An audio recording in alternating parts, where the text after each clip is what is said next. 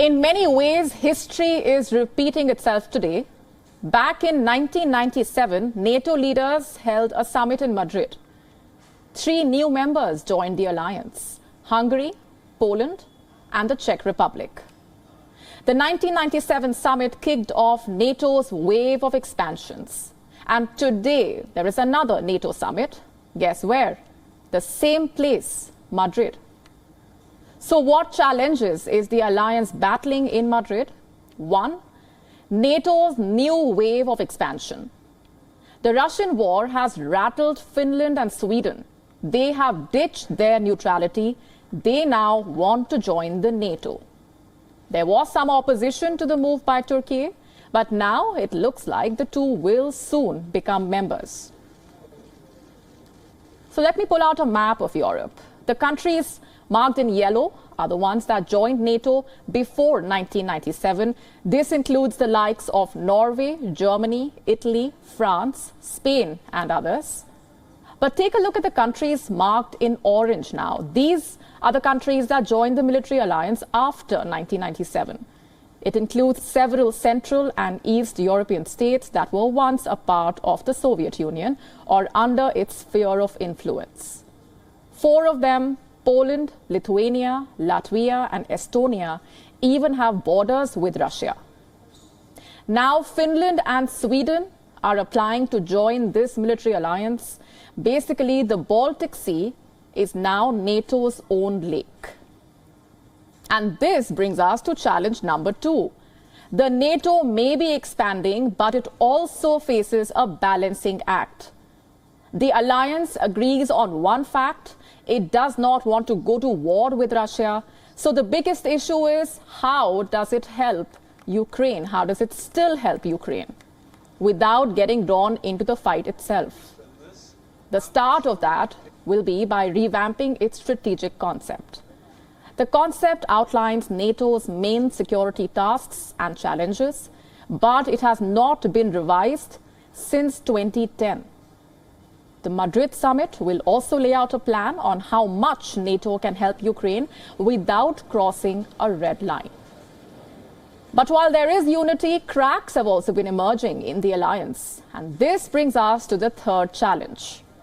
The NATO is a huge alliance, and obviously there isn't consensus all the time. Most of these could surface in Madrid. Germany has been accused of delaying promised weapon deliveries. Hungary does not want to stop buying Russian oil. Meanwhile, the Baltic states are pushing for a tougher line and more troops at their borders. And that is challenge number 4.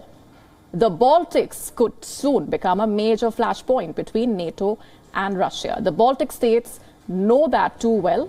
Estonia's Prime Minister has even slammed NATO for being not prepared for a cross-border invasion. Estonia, Latvia, and Lithuania were once a part of the Soviet Union. Today, they are a part of NATO. Currently, NATO's multinational battle groups are located in these 3 nations. But in case of war, multinational battle groups can do very little. The Baltic leaders know that too well.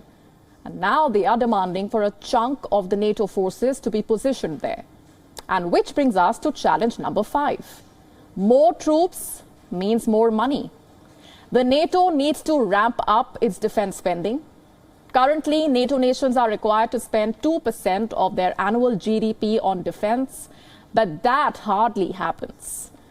The United States spends 3.5%, while Germany only spends 1.3%.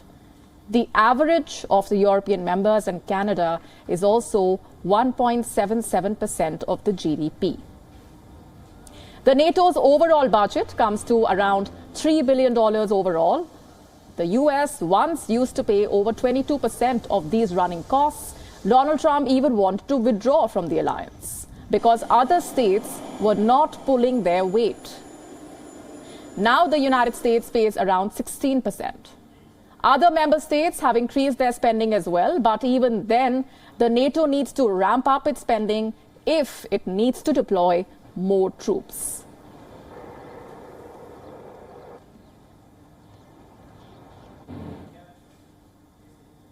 And with us on the broadcast is Russian affairs expert Fred Weir with us from Moscow. Fred, thanks very much for being here. How do you view the NATO's new wave of expansions?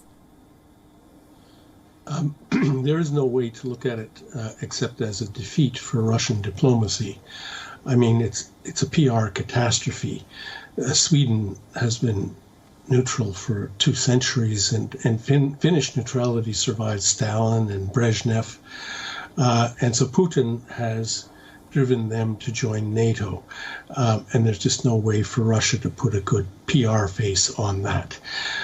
Whether it changes anything practically, like in the strategic balance or not, remains to be seen, because there are different kinds of NATO memberships. Poland and the Baltic states, as you pointed out, are very forward-leaning. They want more bases. They want more troops stationed on their soil.